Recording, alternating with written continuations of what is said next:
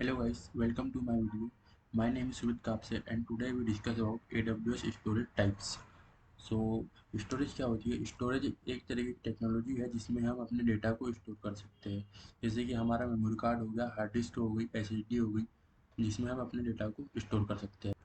AWS हमें various type के storage options provide करता है, जैसे कि object level storage, block level storage, file level storage. AWS provide scalable, secure and durable solution for all types of data। AWS जो है वो secure है, ड्यूरेबल है और स्केलेबल भी है। AWS में 5 टाइप के स्टोरेज टाइप्स होते हैं, जिसमें पहला है S3, दूसरा है S3 ग्लेशियर, तीसरा है EBS, EFS एंड स्नोबॉल। सो जो पहला है वो है S3। S3 का फुल फॉर्म है सिंपल स्टोरेज सर्विस। S3 जो है वो ऑब्जेक्ट लेवल स्टोरेज है। इसको हम वर्ल्ड में कहीं से भी एक्सेस कर सकते हैं इंटरनेट के थ्रू, और इसमें किसी भी टाइप की फ़ाइल अपलोड की जा सकती है, जैसे कि मूवीज़ हो गई, डेटा फाइल हो गई, या फिर डेटाबेस हो गया, या तो फिर MP4 फाइल हो गई, MP3 फाइल हो गई। AWS में सबसे ज़्यादा यूज़ S3 फाइल का किया जाता है। और इसी का दूसरा टाइप है S3 ग्लेशियर। एक्चुअली ग्लेशियर का हम ऐसे डेटा को स्टोर करने के लिए करते हैं जो हमें बहुत कम यूज़ में आता है, जैसे कि कोई डेटा हमने स्टोर कर दिया जो हमें 1 महीने बाद, 2 महीने बाद, या फिर 80 डेज़ बाद, 90 डेज़ बाद यूज़ आता है, इसका ज़्यादा यूज़ नहीं है। तो इसके लिए हम S3 से डेटा को S3 ग्लेशियर में ट्रांसफ़र कर देते हैं, जिससे हमारा जो चार्जेस है, जो जो जो हम AWS को देते हैं, वो बच जाते हैं। और एच ग्लेशियर सस्ती है, रिलायबल है, ड्यूरेबल है और एक सिक्योर स्टोरेज टाइप है। अब थर्ड नंबर पे आती है EFS, elastic block storage. Elastic block storage एक ब्लॉक लेवल स्टोरेज है, जिसमें हम जो डेटा स्टोर करते हैं वो ब्लॉक के फॉर्म में स्टोर होता है। यह ऑब्जेक्ट लेवल स्टोरेज से अलग टाइप से स्टोर करता है। इसमें जो डेटा होता है उसको ब्लॉक्स के फॉर्म में डिस्ट्रीब्यूट कर दिया जाता है और स्टोर कर लिया जाता है। इलास्टिक ब्लॉक स्टोरेज हमें high availability and low latency provide करता है। इलास्टिक ब्लॉक स्टोरेज का यूज़ हम EC2 के साथ ही कर सकते हैं, वैसे इसका यूज़ नहीं कर सकते हैं। ये EC2 के साथ अटैच होके आता है। जैसे कि हमारे पास कोई कंप्यूटर है, हमें CPU है, उसमें हमें हार्ड डिस्क का यूज़ करना है, तो हमें CPU ऑन करना पड़ेगा। मतलब जो हमारी हार्ड डिस्क है वो CPU के साथ अटैच है। तो वैसे ही EBS का भी इसी प्रकार काम करता है। इसमें बिना EC2 इंस्टांस के EBS का यूज़ नहीं किया जा सकता। अब नेक्स्ट है EFS, इलास्टिक फाइल स्टोरेज।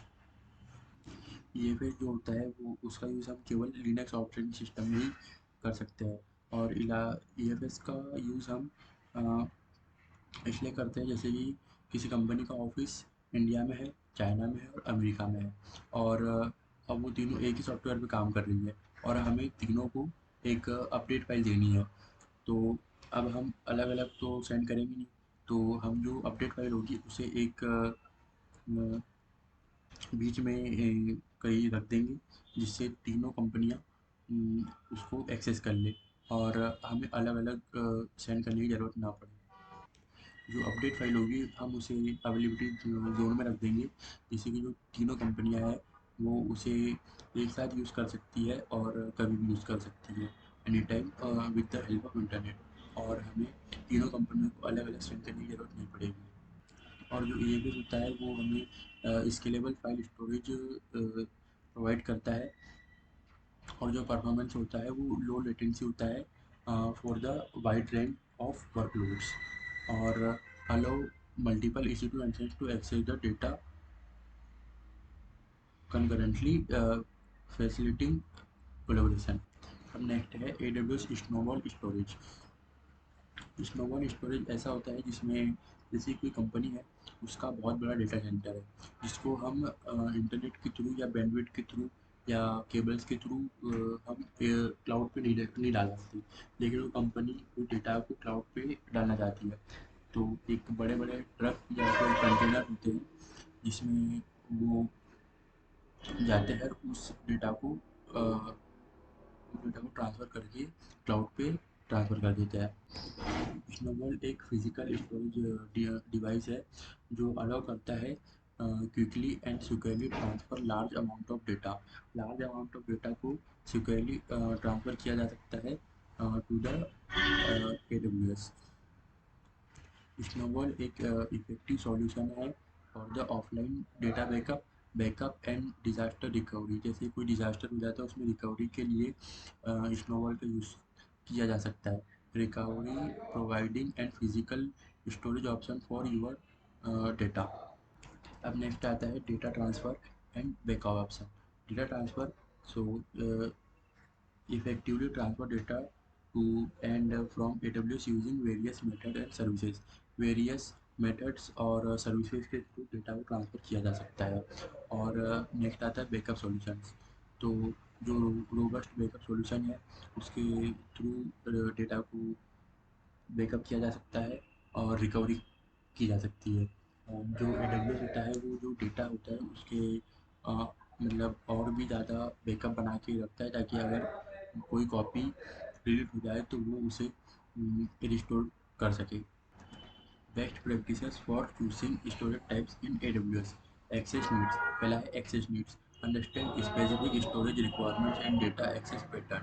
पहले तो अंडरस्टैंड कर लेना चाहिए कि जो स्टोरेज की रिक्वायरमेंट क्या है और डेटा एक्सेस की पैटर्न क्या है। सेकेंड नंबर पे आता है cost optimization. Optimize cost by machine storage types with performance and access frequency. Optimize cost को ऑप्टिमाइज के लिए चाहिए।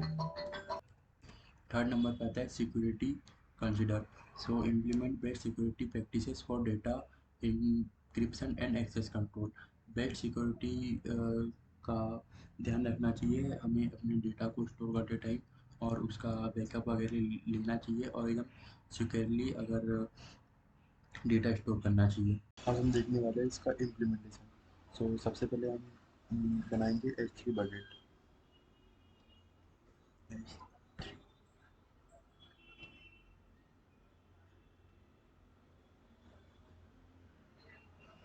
इसमें हम करेंगे क्रिएट बकेट। या सबसे पहले पूछा है जनरल पर्पस और प्रायोरिटी, तो हम करेंगे जनरल पर्पस। ये जनरल पर्पस की यूज़ किया जाएगा। अब हम रखेंगे बकेट का नेम।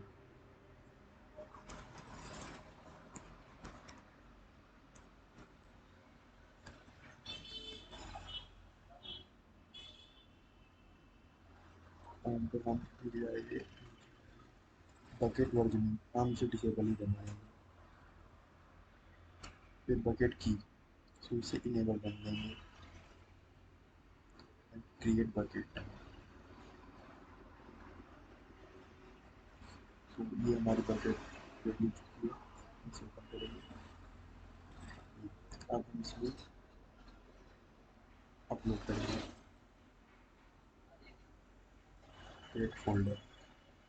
सो हम इसमें अब कोई भी टाइप का डेटा स्टोर कर सकते हैं।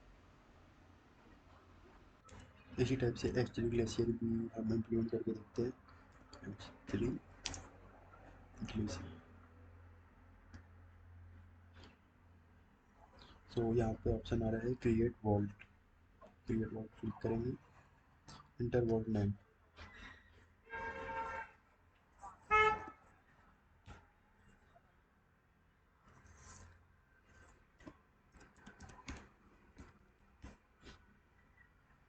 क्रिएट वॉल्ट पे करेंगे क्लिक।